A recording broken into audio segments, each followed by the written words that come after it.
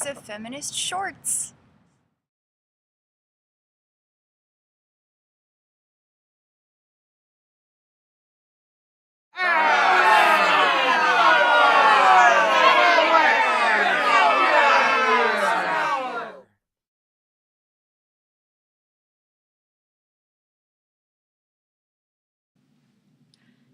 I read in GQ or Maxim, the more tattoos and piercings she has, the more places she'll let you put it.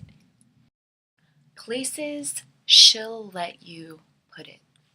I can make an hour-long film about being a victim, yet be too terrified to mention my own desire at any point, because America will only tolerate the cough behind the podium, getting off on gazelle-like capitulation tinged with tragedy, while predators like Polanski and Woody Allen and Michael Jackson are still lionized. Places she'll let you put it. Too true, GQ. I have 12 tattoos and I'm not shocked by sodomy. It's the let you part that bothers me, because reluctance is a given unless a woman's desire is freely given, and then she's called a whore, which leads me to this so-called punk porn, because if you're going to fetishize pain, it damn well better stay in a sadomasochistic vein, not what the internet calls emo sluts, razors and eyeliner and pale skin powdered with compacted rebellion crushed to nothingness. Because the way the unwanted touch of hands burned down forever under my 12-year-old skin makes the pain of 12 tattoos seem like nothing. So maybe you're hitting a little too close to home. My ex-partner didn't start until we were 10,000 miles away. But anyway, GQ, on behalf of all the girls with tattoos, if you're looking for girls to let you do anything, you best leave us the fuck alone. Come on, how old are you, GQ? 'Cause you sure sound like an overeager high school dude, and that's who's reading you, looking for clues about how to be a man in the eye-stinging stink of your corpse-cloying aftershave, getting boners for bankrolls while they learn to be repulsed by the way a woman's body rolls in a tender swell of femininity, because you seldom are skeletons after slaying us again and again. Oh, you slay me. Places she'll let you put it. The sadness of women does not just happen because of PMS, adolescence, daddy issues, or whatever bullshit stereotypes they are crushed into. It happens because they are getting royally fucked over, and when they point out that they are being royally fucked over, they are called princesses. And I do mean that in the dictionary sense. Verb 1, have sexual intercourse with someone. Verb 2, ruin or damage something. And GQ, listen to this one. Exclamation 1, used alone. Or as a noun or a verb in various phrases to express anger, annoyance, contempt. Listen, princess, is what my dad and I'm sure a lot of other dads said when they found their daughters too imperious. I never heard my brothers called prince when they complained or asked questions or raised objections because they weren't parodied in mainstream media as objects desirous only of other objects. No, teen boys are parodied as having only one object. Places she'll let you put it. I don't expect that the world's rapists and more subtle misogynists, many of whom aren't even aware of these characteristics, are all going to crowd around my new YouTube channel, weeping tears of remorse. I know damn well that I am not able to take back the night, but I am taking back the identities I would shy away from like a skittery gazelle because they don't sit so well. I'm taking back the school slut, the girlfriend cringing away from the back of the hand, the child who was told not to tell. And no, I'm not taking these traumatized selves back to throw blankets over them like birds in cages so they'll go back to sleep and I can keep praying they'll stay quiet hidden behind a teaching degree. I am taking them backstage to bedeck them in sashes. Hawthorne letters of harlot red will slash across their bodies. I will burnish what you see as tarnished so you can see that these labels are plainly wreathed across even the most respectable school sluts, cowed girlfriends, children touched. These terribly unoriginal names we've got to hyphenate through and hyperventilate through do not make us trashy punchlines, no pun intended. Okay, the fact that my ex brought me roses after hitting me, which he bought with my stolen money, kind of does. But the things that are too personal, too icky, too associated with having issues, the things we're taught to conceal, to be ashamed of, that's where they're really getting us.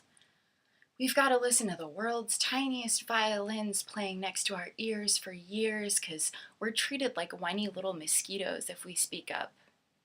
It makes us throw up. Places she'll let you put it. The great big shut up and be grateful for what you've got co-opt. It is a fact that women all over the world have it a hell of a fuck ton of a shitload worse than we do here in America. Land of the free, why buy the cow, home of the brave, little toaster. I should have made a movie about all the fucked up shit that happens in more important places than my humble Vermont vagina. But not really because, well, write what you know. And I know my own pussy like the back of my hand. If I made a movie about all the other vaginas, don't you think it would lose its flavor? In Cambodia, I was the first girl she dated, both of us teachers, the same age. A white man had groomed her when she was maybe 12, and I think he was in his 50s. Her family needed the money. They got married. She got pregnant. He left her for her little sister. Places she'll let you put it. Listen, princess. I'm talking to you, GQ. Do not mistake us for emo teen hoes purging their woes on the internet, thrilled that they can almost spell cathartic, lest you find yourself masticated someday in your own field by women treated like cattle. Women who were told to live only on magazines, your glossy pages and the gloss of their lips masking the salivation of real desire, as we look at what we've lost and gulp down nothing but Diet Coke.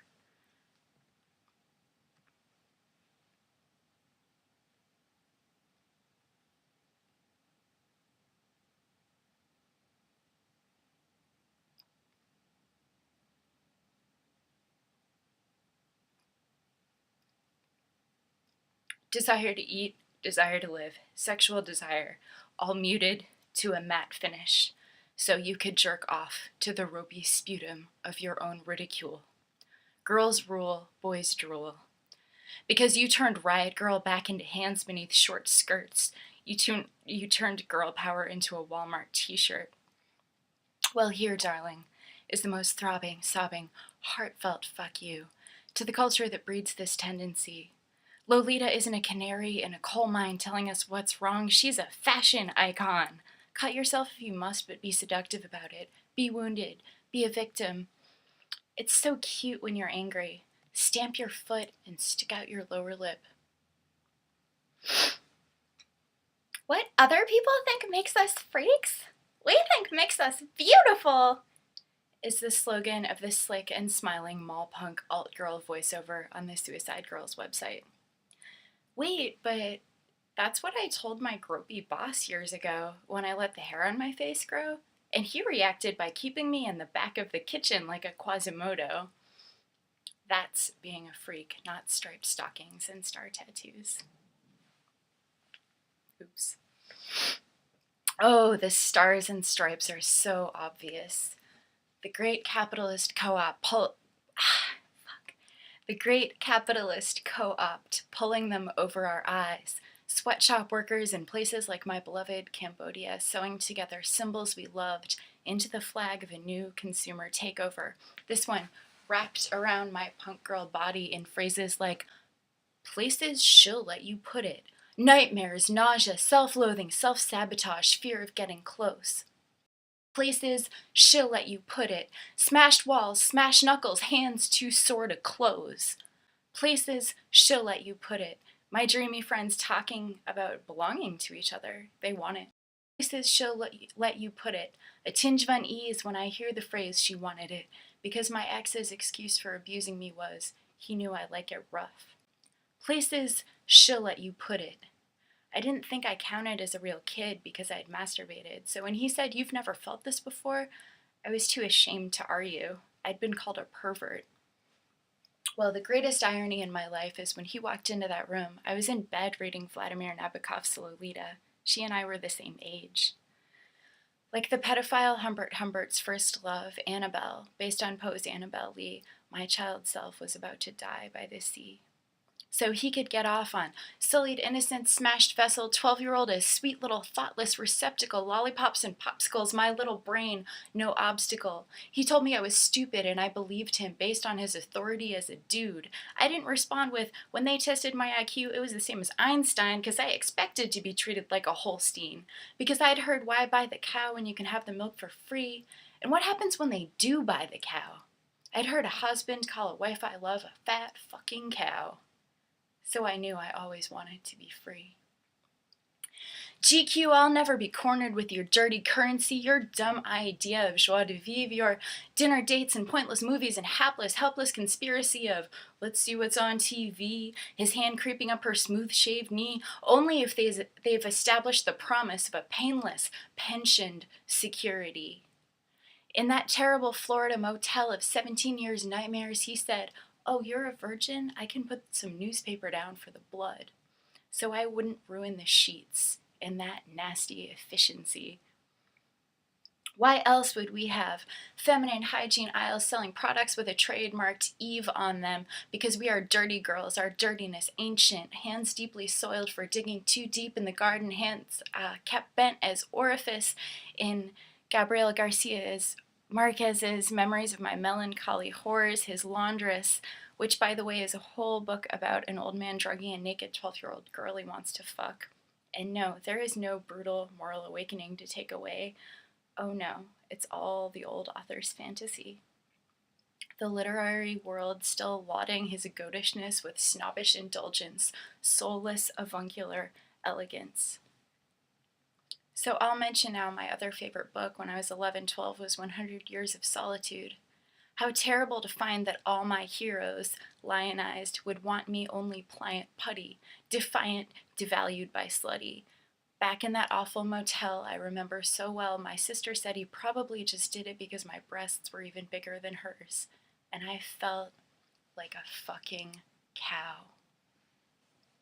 "Get down on your knees and suck my dick, bitch." I said, "Your knees, not your ass."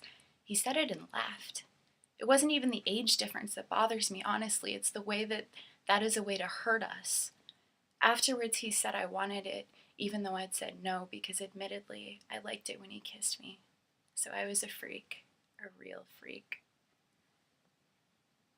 Such a small place in Siesta Key, but I'm still sorting through all the things contained in that nasty efficiency. Places she'll let you put it.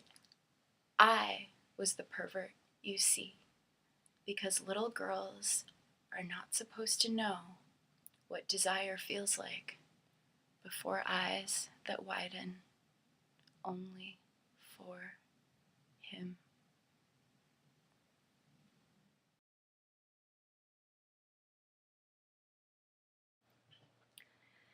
What other people think makes us freaks, we think makes us beautiful.